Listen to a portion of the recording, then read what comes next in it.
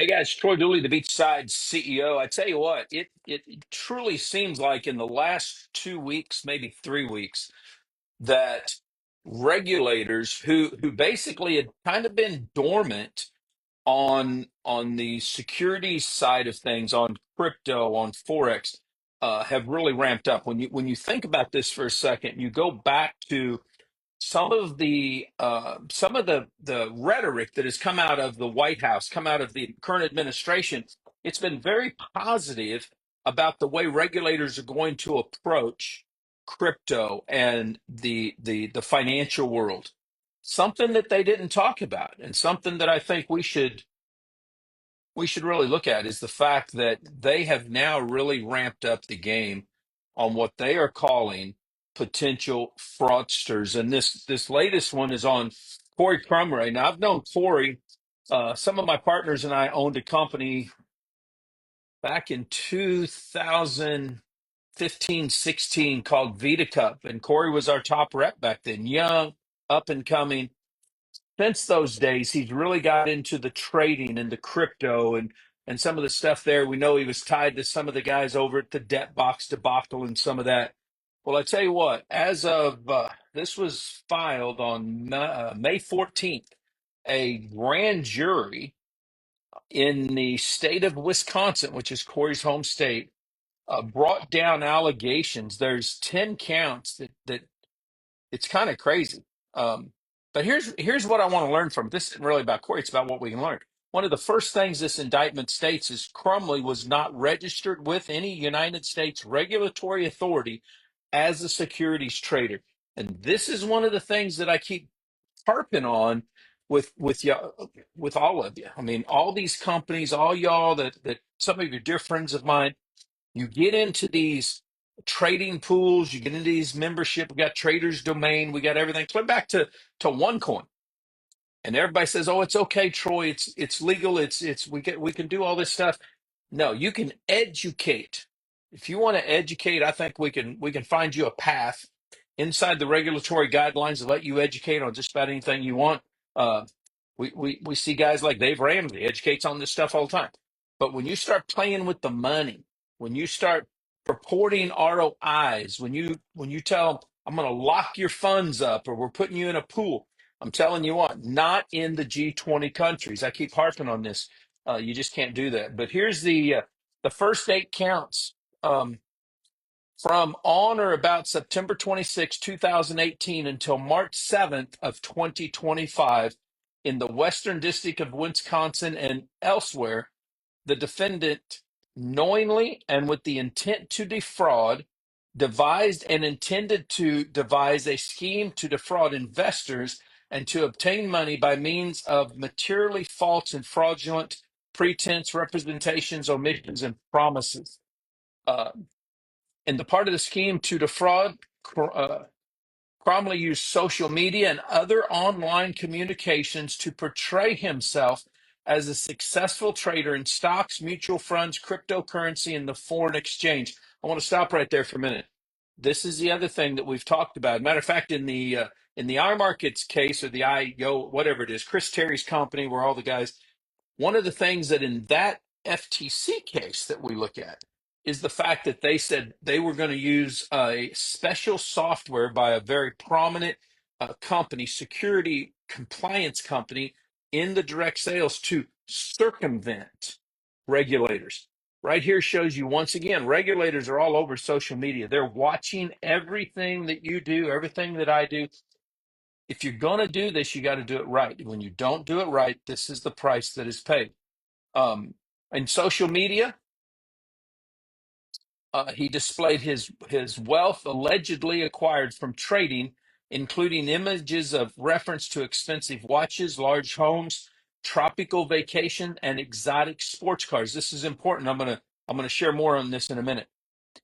It was further part of the scheme to defraud that during meetings with investors or potential investors, Cromray would brag about his success as a trader in forex stocks and mutual funds and cryptocurrency, and he would often drive expensive vehicles to the meeting, including a 2022 Lamborghini Urus and a 2022 McLaren 720S. It was further part of the scheme to the fraud that Crumley received approximately 3.6 million from 9 investors between September 18th and August of 2024. Now, here's the deal. I had this conversation with somebody yesterday. He said, Troy, how can people just continue to give people money? Because humans are all alike, this me included. When you see the success of somebody or the purported success of somebody, they're young, it seems like they're doing the right thing. You try to contact other people that you see that's in their social media, and they say, yeah, he's come from nothing to something, and you wonder. It's one thing when he was in Miami, oh, I don't know, man, maybe it's smoke and mirrors, but when he's in Wisconsin, well, what would a good Midwestern boy with a young wife and a baby, man, he must know what he's doing. This is just human nature. It's not that we want what somebody else has, it's that we would like to be a little better off than where we're at now. And if this young kid can teach us, he's only 39, can teach us how to trade, can teach us to do things we don't know, then this is the direction that we're going to go. And it's just the way we work. It's easy. It's easy to fall into the trap like this. Now, these are purported charges. The grand jury indicted him. We're going to see where it goes. Further part of the scheme to the fraud, Cromley failed to invest. This is the other big one. We're seeing this with Trader's Domain. Failed to invest in forex, stocks, mutual funds, or cryptocurrency, despite the promise to investors to do so. Instead, Cromley used the investors' funds to pay for personal expenses, including a down payment on his Lamborghini, down payment on a GMC Sierra truck, payments on his 2024 Durango half-ton trailer, down payments on a Malibu jet ski, monthly mortgage payments in his home, credit card payments. It's crazy. Now, I could go on and on with that, but I want to go over here. Here's the counts. Count one: a bank wire fraud of 35,000 from victims one's bank account. Count two: bank wire fraud of 100,000 from victim two account. Count three: bank wire fraud of 128,000.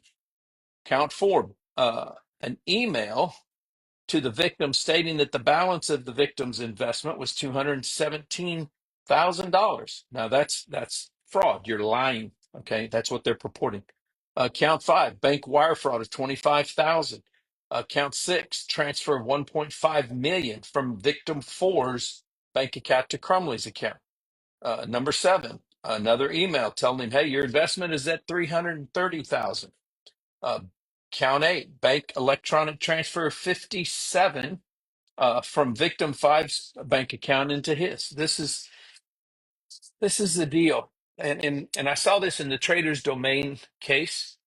There was one of the charges there is that Holton Buggs had a guy send him money, and then he used money for a condo, down payment on a condo. Listen, when you're investing money, if it's not in your account, in your trading account, in your E-Trade account or Schwab account, whatever it is you're trading in, if somebody says, "Send me the money to my account and I'll invest your money," A, that's illegal in the United States. It's illegal most in all G20 states, I mean countries and territories when you look at it. You're given control up of something that's your hard-earned asset. Why would you do that? I do all my own trading.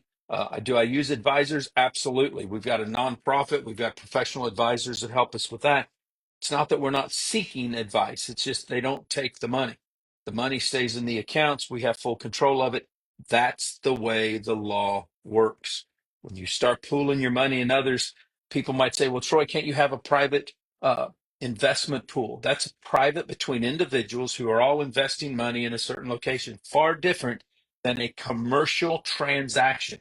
If somebody tells you that they're a trader, that they're going to take your money and trade it, then slow down and verify. Ask them, where do you trade? What brokerage are you with? Let me talk to other people that are involved in what you're doing. Don't just take them at their word. Don't take them with their letterhead. Don't take an email that comes from somebody. Call, do the due diligence. Okay. Find somebody that will do that for you. We've got people you can ask me. We've got investigators that would be more than happy to work with you on that. You have to protect the house, and that's your house. Most of us, Man, we've hustled to get what we have. It's worked hard. Some of your are blue collar workers work 9 to 5 in the daytime. You're trying to do a side gig in the evening time. You don't want to lose this money. Can you hire good educators to teach you stuff in the forex trading and in crypto and stuff? Yes, you can. There's also a lot of free information out there. So maybe you just need to do some due diligence, get the right video series, get the right books, talk to the right people, go to the right conferences before you just turn all your money over to someone else. So count nine, knowingly engaged in a monetary transaction and criminally derived property of the value of $10,000, where he wired 50,000 from his business bank account in order, and it went to the Vegas Auto Gallery as a down payment on the Lamborghini. That's count number nine. Count number 10, May 25th, 2003. Knowingly engaged in the monetary transaction in criminally devised property of a value greater than 10, where he sent 202,000 from his business account, and that was sent to buy the 2023 Malibu ski boat. Okay, if they're corporate assets and you're using them in your business, there is a possibility that would be okay if the funds were from profits you've made in your business. But if the funds, as it's alleged in this account, come from investors' money, we call this a Ponzi scheme, really. And some of the allegations in here is that he was getting new money to pay old people's money. So old investors, not old people, but old investors. It's not right. Here's what's going to happen. They want forfeiture. They want him a monetary judgment equal to the proceeds that he's obtained. So that's over $3.6 million. They want him to have to forfeit all of his real property and improvements in his home. They want his trailers. They want his trucks. They want the cars. Anything that they can say is theirs. And he's looking upwards, I think, to 20 to 30 years in prison if these purported charges come true. What I want you to realize is it doesn't matter if the guy's name's Corey, if the guy's name's John. It doesn't matter if it's driven trading, if it's debt box, if it's trader's domain. Doesn't matter what it is. You're responsible first to do your due diligence. Just because somebody says, "I know a guy," doesn't mean that you go put your money with them. Just because they have a reputation. I'm gonna use trying to think of some. Let me use Eric Worre for a minute. Eric is a well-known influencer in direct sales. He does a lot of coaching and training in the network marketing arena. Some of his clients have been companies that have been hit and or convicted of being Ponzi, financial crypto Ponzi schemes. Trader Domain is one that he got wrapped up in, and his family did, and they've lost money. Okay, people got into that company because they just assumed that Eric knew what he was talking about. Nowhere have I ever seen where Eric said, "I'm a crypto expert. I am a forex expert. I know all about trading." I'm not here to defend Eric. What I'm saying is we sometimes think we hear things that we don't hear. I went through this in 2014. People said, "Well, you endorsed Zeke Rewards," but yet regulators never said I endorsed Zeke Rewards. People heard what they wanted to hear. I raised red flags. There were some positive stuff that I said about people in Zeke Rewards. Do not misunderstand my words.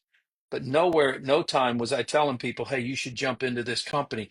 I was never part of this company. I questioned some of the stuff that was going on. But we get excited and we tend to hear things that aren't what was being said. And I just want you to think this through. I want you to do the due diligence. If men and women who have made lots of money, millions, maybe they have millions in investments, can be taken in a scam, what makes you think you and I can't be taken in a scam? Sure, other people that are sitting on the sidelines will tell you, "Well, I wouldn't have known that. How could you be so stupid?" And yet, think about the stupid stuff they do. We're all susceptible to this. So you've got to be careful. And that's the key. We are going to be covering some of the trader's domain next week. That's been a big case. We've laid low on that one because it takes a long time. But there's been a lot of filings lately.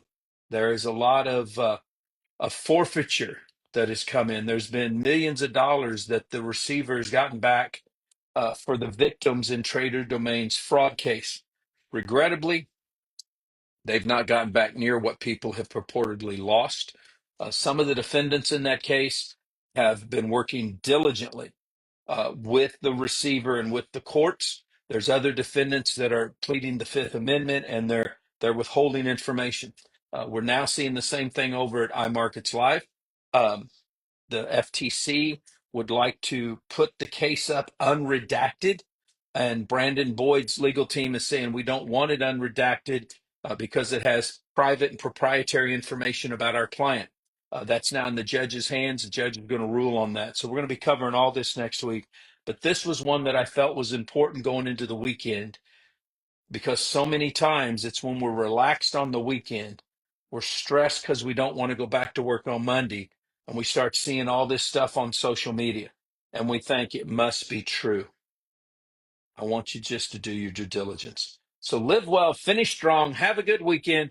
We'll see you next week.